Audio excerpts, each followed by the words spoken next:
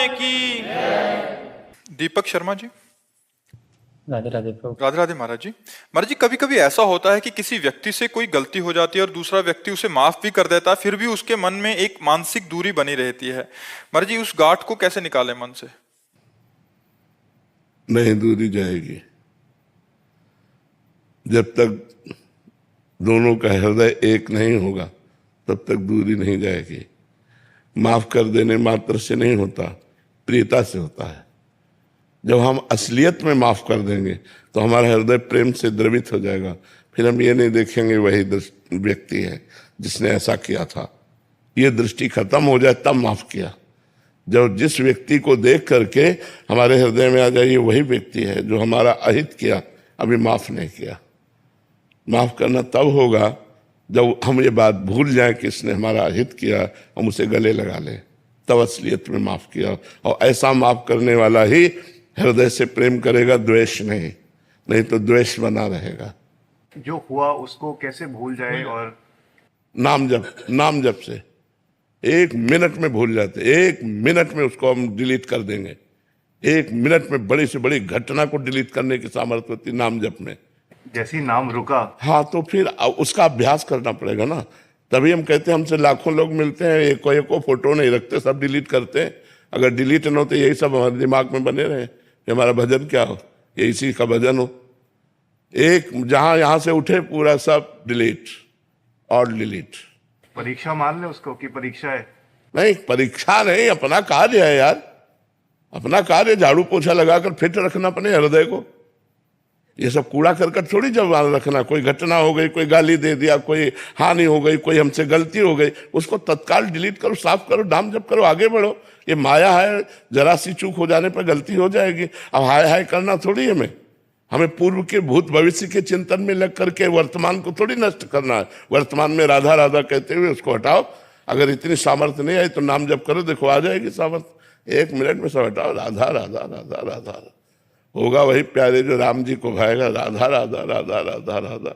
दृढ़ विश्वास भगवान में जितना होता जाएगा उतना बेपरवाह होते जाओगे। जितना बेपरवाह होते जाओगे उतनी मस्ती आती जाएगी, जितनी मस्ती आती जाएगी उतने मुक्त होते जाओगे। आज लोग मस्ती समझते हैं शराब पीने में, नाचने में, गंदे आचरणों में। मस्ती होती है विकारों का नाश करने में। जब विकारों का नाश करके स्वात्मानंद में स्थित वही मस्त है। ये कोई मस्त है? मस्त तो वो है जो शरीर की भी परवाह नहीं रखता, जिसे मृत्यु का डर खत्म हो चुका है, जो भगवान के चिंतन में मस्त है, वही मस्त है। रीता वर्मा जी, मुंबई से। राधे राधे महाराज जी। महाराज जी, हमारे अंदर भक्ति करते हुए भी बहुत से भय और संशय आते हैं, उसको कैसे दूर कर सकते हैं हम? क्या भय आता है, क्या संशय आता है? जब हम भगवान की शरण में हैं, भगवान कहते हैं करो सदा तिनके रखवारी, जिन बालक राखे महतारी। जैसे बच्चे की रक्षा माँ करती है, ऐसे सर्व सामर्थ्यशाली भगवान अपने भक्तों की रक्षा करते हैं। अच्छा, माँ तो एक स्थानीय है, अगर वो रसोई में है तो बाथरूम में नहीं है, लेकिन भगवान सर्वस्थानीय है। हम जहाँ हैं वहाँ भगवान हमारे हैं। माँ तो एक सीमित सामर्थ्य वाली है, भगवान तो असीम सामर्थ्य वाले हैं। माँ अल्पज्ञ है, भगवान सर्वज्ञ हैं। फिर ऐसे भगवान मेरे स्वामी हैं, मैं क्यों डरूं, मैं किस बात का संशय करूं? इसका मतलब है अभी शरणागति पुष्ट नहीं हुई, अभी भगवान नाम जब ठीक से नहीं हो रहा, इसीलिए संशय और भय है। नहीं तो भय किस बात का? अहेतुकी कृपालु परम मंगल भवन प्रभु हमारे स्वामी हैं, मुझे किस बात का भय?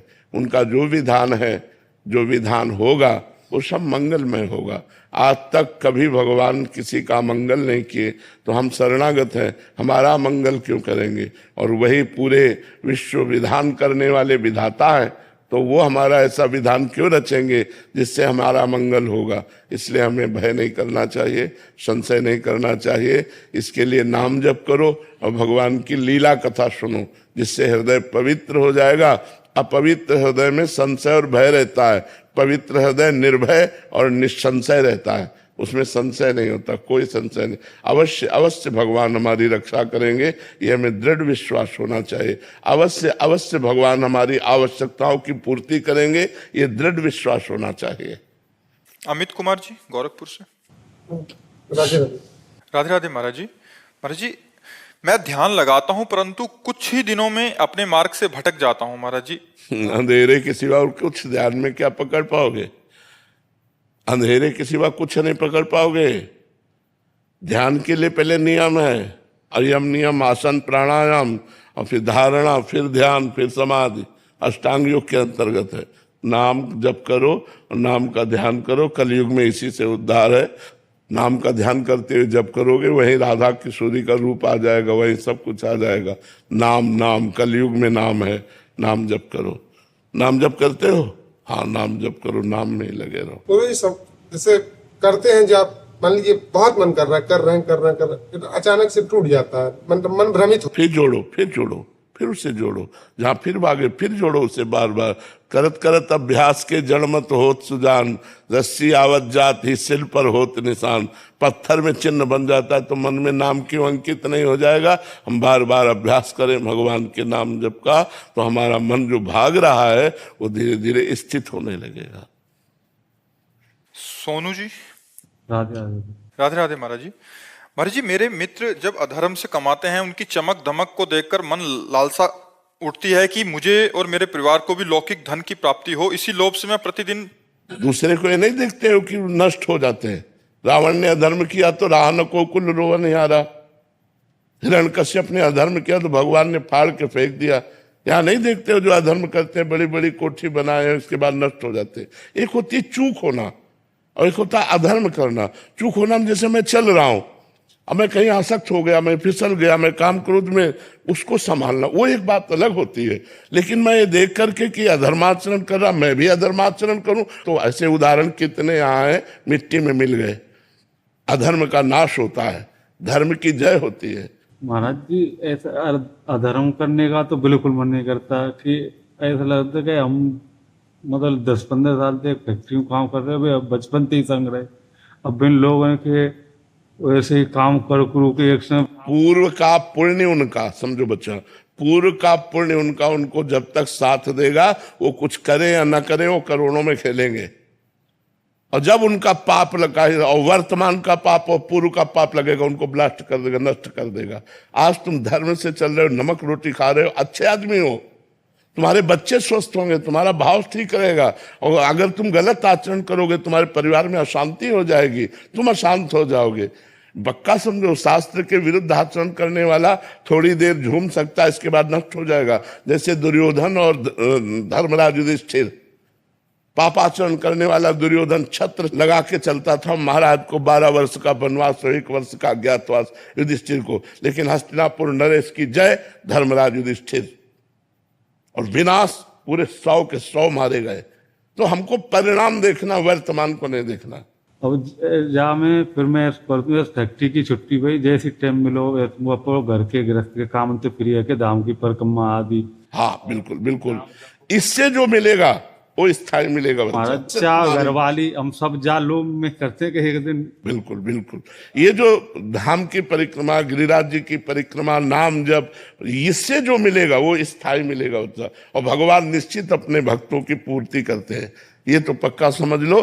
गुरु जी हम कभी जब ऐसी एक अंदर से आवाज सी न करते कि देखा रहे एक लोग काजे तू ठाकुर। हाँ बिल्कुल बिल्कुल, और धाम परिक्रमा करो जो कि नहीं, हम भगवान के बच्चे हैं, हमारा अधिकार है भगवान से मांगना, इसमें कोई बात नहीं। भगवान ने 4 प्रकार के भक्त बताए, आर्त भक्त, अर्थार्थी भक्त, जिज्ञासु भक्त और ज्ञानी भक्त। यदि हम भगवान से अपने मांगते हैं तो जैसे अपने बाप से हम अपनी वस्तु मांगते हैं, ऐसे हम अपनी वस्तु मांगते हैं। हमारा अधिकार है, आपने हमें जन्म दिया है, आपने परिवार दिया है, हमें धन की आवश्यकता है, तुम किससे मांगे? आप लक्ष्मीपति हो, आप हमारे पिता हो, आप हमारे अंशी हो, आप हमें दो। हमें वो कर्म बताओ जिससे धन प्राप्त हो, हमें वो व्यवस्था बताओ जिससे धन प्राप्त हो। तो मांगना चाहिए, हम निषेध नहीं करते। वो प्रेम भक्ति की बात अलग है, जो प्रेम में पहुंच गए वो फिर कामना नहीं करते। लेकिन जिनको आवश्यकताएं हैं तो हमें लगता है भगवान से ही आवश्यकता की पूर्ति करनी चाहिए। उर्वी जी अहमदाबाद से। राधे राधे महाराज जी।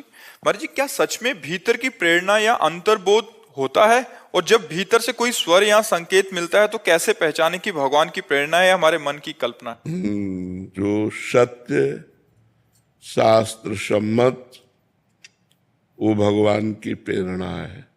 जो असत्य पापयुक्त अधर्माचरण वो हमारे मन की प्रेरणा होती है। मन में दो विभाग हैं, एक सत मन और एक असत मन। असत मन गंदे आचरणों के लिए आदेश करता है, संकल्प बनाता है, और जो सत मन है उसका विरोध करता है कि नहीं। पर वो सत मन कमजोर हो चुका है और असत पावरफुल हो चुका है। अब हमको साधना के द्वारा सत पक्ष को पुष्ट करना है, जिससे असत पक्ष एकदम नष्ट हो जाए। जैसे कहा, मन को जिसने मार लिया बस हो गया भजन, तो वो असत पक्ष का जो मन है उसको मारना है। जो गंदी बातें, गंदी आदतें, जो इंद्रियां विषयों की तरफ जा रही उनको रोकना, ये हमारे को समझना होगा।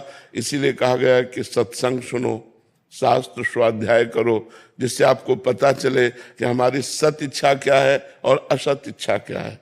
असत इच्छा का त्याग करना होगा, वो असत मन की प्रेरणा है, और सत इच्छा भगवत स्वरूप मन की प्रेरणा है, क्योंकि भगवान ही मन है। इंद्रियाणाम मनश्चास्मि, भगवान ने कहा इंद्रियों में मैं मन हूं, तो कौन मन है? सत मन है। असत मन का त्याग करने के लिए दुष्ट शब्द लगाया गया है। ये दुष्ट मन, ये दुष्ट इंद्रियां जो भोगों की तरफ प्रवृत्त हो रहे, इनको रोकना है। एक कहा गया इंद्रियाणाम मनश्चास्मि, इंद्रियों में मैं मन हूं, भगवान कह रहे, और कहा गया ये दुष्ट मन। तो जो असत मन है वो दुष्ट मन है, जो सत मन है वो भगवान है। हमें सतमन की बात सुननी, असत मन का त्याग करना है। अंकित जी उज्जैन से। श्री हरि महाराज। श्री हरिवंश महाराज जी। महाराज जी, शरणागति के लिए भगवान की कृपा कितनी महत्वपूर्ण है? पूरी की पूरी उन्हीं की कृपा। नहीं, कभी आप भगवान का नाम नहीं जप सकते, आप कभी सत्संग नहीं कर सकते, आप भगवत मार्ग में चल ही नहीं सकते बिना भगवान की कृपा की। जैसे